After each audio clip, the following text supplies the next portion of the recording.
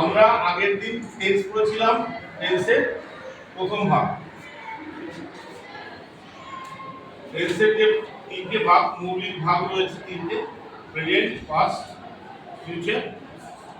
Present টেন্সের যে চারটে ভাগ রয়েছে, present indefinite or simple present tense, present continuous, present perfect and present perfect continuous. এই চারটে আমরা আগের দিন আলোচনা করেছিলাম, তার স্ট্রাকচারাল ফর্মুলাগুলো আমি দিয়েছিলাম এক্সাম্পল সমেত। ওকে, today we are going to discuss past tense.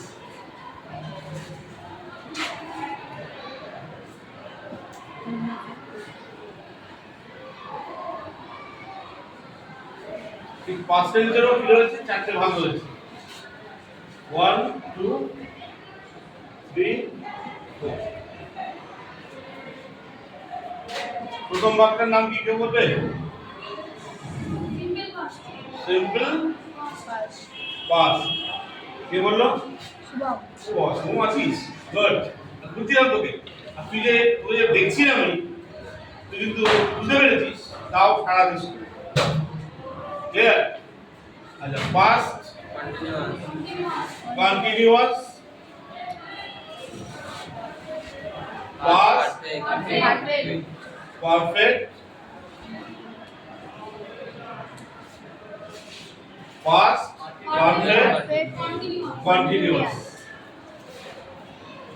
একটা টেন্স করলেই বাকি টেন্সগুলোর নাম কিন্তু ক্লিয়ার, শুধু প্রেজেন্টের জায়গায় পাস্ট, পাস্টের জায়গায় ফিউচার। ওকে, চারটে ভাগের নাম জানতে কোনো অসুবিধা নেই, একই নাম করে দিলে আসে। তাহলে আমরা সিম্পল পাস্ট টেন্সটা আমরা কিভাবে ডিটেক্ট করব? সিম্পল পাস্ট ডিটেক্ট করার পদ্ধতিটা কি? আমরা জানি সেন্টেন্সের অন্যতম শর্ত হচ্ছে এস ভি ও, সাবজেক্ট ভার্ব অবজেক্ট। তাহলে সিম্পল প্রেজেন্টে আমরা কি করেছিলাম? এস ভি ওয়ান অবজেক্ট, এটা ছিল সিম্পল প্রেজেন্ট। এবার কি হয়ে যাবে? S V2 object।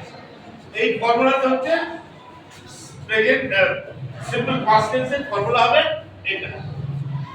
ক্লিয়ার? দেখো কি পরিবর্তন হলো, জাস্ট ভার্বের ফর্ম চেঞ্জ হয়েছে। কি চেঞ্জ হয়েছে?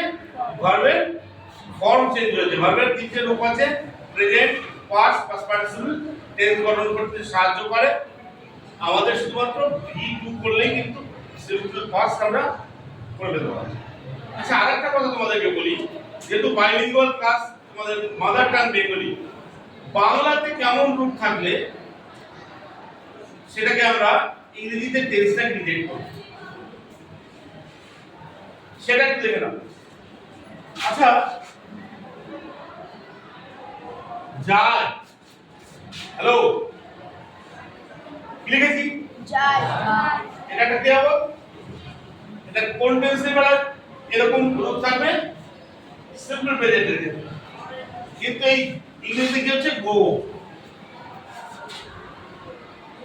ঠিক একই রকম ভাবে এই যাটা গেল, যাটা হবে গেল বা গেছিল। তাহলে এই গোটা কি হয়ে যাচ্ছে? ওয়েন্ট হয়ে যাচ্ছে, V2। এই তো প্রেজেন্ট সিম্পলের সাথে পাস্ট সিম্পলের তফাৎ কোথায়? শুধু ভার্বের ফর্মের তফাৎ। বাংলাতে যদি যায়, খায়, নাচে, খেলে, এরকম সাধারণ কাজ হয়ে যায়, ইংরেজিতে কি হবে? পাস্ট টেন্সে কি হবে? গেল, খায়টা হবে খেলো, শোনেটা হবে শুনলো, করেটা হবে করলো, দেখেটা হবে দেখলো। ক্লিয়ার? কার ক্লিয়ার নয় কার? তাহলে সিম্পল পাস্ট ক্লিয়ার তো? সারা নেই কেন? কিসের পরিবর্তন ঘটবে? শুধু ভার্বের রূপের পরিবর্তন ঘটবে। কোনটা সেটা? V1 এর জায়গায় V2 হবে। ক্লিয়ার? তাহলে আমরা সিম্পল পাস্ট কিন্তু করে ফেললাম। এবার আমরা আসি পাস্ট কন্টিনিউয়াস। দেখো আমি কিন্তু আগের দিনে যে ক্লাসটা করেছিলাম সেই ক্লাসটা কিন্তু রিপিট করছি, আবার করছি কি না, রিপিট হচ্ছে। একটা রেল লাইন আছে, পাশ দিয়ে একটা বাস লাইন আছে। রেল লাইনেও যাওয়া যাবে কলকাতা, বাস লাইনে বাসেও কলকাতা যাবে, দুটো মাধ্যম আলাদা কিন্তু যাওয়ার জায়গা একটাই। তারপরে আমরা কি করছি, দুটো টেন্সকে পাশাপাশি রেখে আমি আলোচনা করছি। আচ্ছা এবার সেকেন্ডলি দেখো পাস্ট কন্টিনিউয়াস। আচ্ছা পাস্ট প্রেজেন্ট কন্টিনিউয়াসে কি ছিল, প্রেজেন্ট কন্টিনিউয়াসে কি ছিল ফর্মুলাটা, subject plus no present continuous am is are plus v1 plus ing plus object. এই ছিল formula, subject plus am is are plus v1 plus ing plus object. এটা ছিল আমরা প্রেজেন্ট কন্টিনিউয়াসের ফর্মুলা। বাংলাতে আমরা এটা কি রকম যাচ্ছে, বাংলাতে কি বলতাম, যাচ্ছে। ঠিক ফলো করো, যাচ্ছে খাচ্ছে এরকম থাকলে subject plus am is are plus v1 plus ing, তাহলে প্রেজেন্ট কন্টিনিউয়াস। এবার পাস্ট কন্টিনিউয়াসে কি হবে, এই যাচ্ছেটা হবে যাচ্ছিল, কি হবে যাচ্ছিল। তাহলে যাচ্ছে ওটারও গতি আছে একটা, আবার যাচ্ছিল এটারও একটা গতি আছে, দুটোরই গতি আছে কিন্তু একটা গতি হচ্ছে বর্তমানের গতি যাচ্ছে, আর এবার আমরা করছি পাস্ট কন্টিনিউয়াস হচ্ছে অতীতকালের একটা গতিশীল কাজ হচ্ছে। ক্লিয়ার ক্লিয়ার, যাচ্ছে যাচ্ছিল তারপরে আগে, আর যাচ্ছে বর্তমান। তারপরে আমরা আগের দিন পড়েছিলাম যাচ্ছে খাচ্ছে করছে দেখছে, আজকে পড়বো যাচ্ছিল খাচ্ছিল করছিল। তার ফর্মুলাটা কি হবে, সাবজেক্ট প্লাস ওয়াজ অথবা were plus v1 plus ing plus object. Clear, subject plus were plus v1 plus ing plus object. Clear, তাহলে এখানে কি করব, যদি বলি Ram is going to school, Ram is going to school, কোন টেন্স, গুড। এটাকে পাস্টে করতে গেলে কি হবে, Ram was, very good, Ram was going to school. Clear. আচ্ছা আমরা এবার চলে যাব পাস্ট পারফেক্ট। আচ্ছা আমরা প্রেজেন্ট পারফেক্টের ফর্মুলাটা মনে করতে পারছি, প্রেজেন্ট পারফেক্টের ফর্মুলাটা বলো, subject plus have has plus verb plus object। Good, কি বললো, subject plus have has plus VP plus object. আচ্ছা বাংলাতে আমরা কি রকম কাজকে প্রেজেন্ট পারফেক্ট বলবো, সে স্কুলে গেছে, সে স্কুলে গেছে, he has gone to school, he has gone to school। আচ্ছা এবার পাস্ট পারফেক্টের বেলায় কি করব,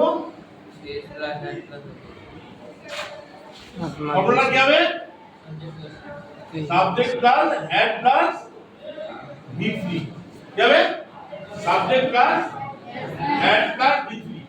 আর প্রেজেন্ট পারফেক্ট কি ছিল, subject plus have has plus V3, আর হ্যাভ হ্যাজটা কিসে পরিণত হলো এখানে, হ্যাড। তাহলে subject plus had plus V3 এটা হচ্ছে পাস্ট পারফেক্টের এক্সাম্পল। হ্যাঁ অবজেক্ট তো অবজেক্টের মতো বলবে যেটা আছে, চল টেন্সটা তো এটুকুর মধ্যে সীমাবদ্ধ, বাকি রিমেইনিং পার্ট যার কাছে করতে যাবে ওটার সাথে টেন্সের কোনো সম্পর্ক নেই, করবে। ক্লিয়ার। আচ্ছা এইবার হচ্ছে আমরা সবথেকে রিমার্কেবল টেন্স যেটা হচ্ছে পাস্ট পারফেক্ট কন্টিনিউয়াস। আচ্ছা আরেকটা কথা আমি এখানে বলে রাখি, এই যে পাস্ট পারফেক্ট টেন্স যেটা বললাম আমি, কখনো কখনো কোনো সেন্টেন্সের মধ্যে দেখতে পাবে দুটো অতীতকালের দুটো ঘটনা ঘটছে, দুটো ঘটনা অতীতকালেই ঘটছে। যে ঘটনাটা আগে ঘটবে সেটা হবে পাস্ট পারফেক্ট, আর যে ঘটনাটা পরে হবে সেটা হবে সিম্পল পাস্ট। যেমন একটা উদাহরণ দিচ্ছি তোমাকে, ডাক্তার আসার আগে রুগীটি মারা গেল, ডাক্তার আসার আগে রুগীটি মারা গেল। কি কোন কাজটা আগে ঘটলো, এর দুটো কাজ আছে, কি কি,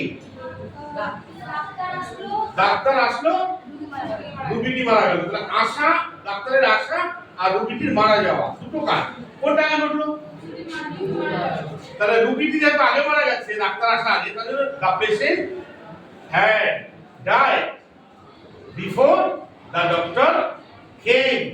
Before the doctor came. তাহলে ওটা কিন্তু পাস্ট সিম্পল হয়ে গেল। ক্লিয়ার? এটা আলোচনার সাপেক্ষে বলে দিলাম যে এবার আমরা পাস্ট পারফেক্ট কন্টিনিউয়াস টেন্স। এটার ক্ষেত্রে আবার সেই পুরোটায় ফিরে যাব। প্রেজেন্ট পারফেক্ট কন্টিনিউয়াস টেন্সে কি ছিল? প্রেজেন্ট পারফেক্ট কন্টিনিউয়াস টেন্সে কি ছিল? Subject plus has plus been plus what was the sign plus object. আচ্ছা, ওটা তো ফর্মুলা। এবার বেঙ্গলি রূপের ক্ষেত্রে আমরা কি পাই সাধারণত প্রেজেন্ট পারফেক্ট কন্টিনিউয়াস টেন্সে? কোনো একটা কাজ অতীতে শুরু হয়ে বর্তমানেও নির্দিষ্ট সময় ধরে চলছে। কোনো একটা কাজ অতীতে শুরু হয়েছে কিন্তু এখনো নির্দিষ্ট সময় ধরে চলছে। যেমন 3 দিন ধরে বৃষ্টি হচ্ছে, 3 দিন ধরে বৃষ্টি হচ্ছে। সাপোজ কি হচ্ছে? বৃষ্টি হচ্ছে। কদিন ধরে? 3 দিন ধরে। তাহলে হচ্ছে, তাহলে প্রেজেন্ট। আবার একটা নির্দিষ্ট সময় উল্লেখ করা রয়েছে, সেই সময় উল্লেখ করা হয়েছে, সময়টা উল্লেখ থাকার জন্য ওটা কিন্তু একটা স্পেশাল ক্যারেক্টার পেয়ে গেল এই টেন্সে। বাকিগুলো ক্ষেত্রে সময় উল্লেখ ছিল না। তাহলে it has been raining for 3 days, 3 দিন ধরে বৃষ্টি হচ্ছে। ঠিক একই রকম ভাবে যখন পাস্ট পারফেক্ট কন্টিনিউয়াস টেন্স করব, এখানেও দেখব আমরা অতীতকালে কোনো একটা ঘটনা ঘটছিল একটা নির্দিষ্ট সময় ধরে। এখানে একটা নির্দিষ্ট সময় উল্লেখ করা থাকবে। যেমন 3 দিন ধরে বৃষ্টি হচ্ছিল। কি হবে? 3 দিন ধরে বৃষ্টি হচ্ছে, এটা যদি আমি বলি 3 দিন ধরে বৃষ্টি হচ্ছিল, তাহলে কিন্তু টেন্স চেঞ্জ হয়ে যাবে। কি হবে? পাস্ট পারফেক্ট কন্টিনিউয়াস টেন্স হয়ে যাবে। কি হবে? উত্তরটা কি হবে? উত্তরটা হবে it had been raining for 3 days। ওই যে হ্যাড বিন প্লাস বি1 প্লাস আইএনজি ফর্মুলাটা কি হবে? সাবজেক্ট ইট হ্যাড বিন, তার হেল্পিং ভার্ব হচ্ছে হ্যাড বিন, রেইনিং হচ্ছে গোয়িং ভার্বের সাথে আইএনজি যোগ, তারপরে for 3 days। Okay okay, here is the end of our class. Next time I will check both the present and past tense in coming class. Okay, thank you.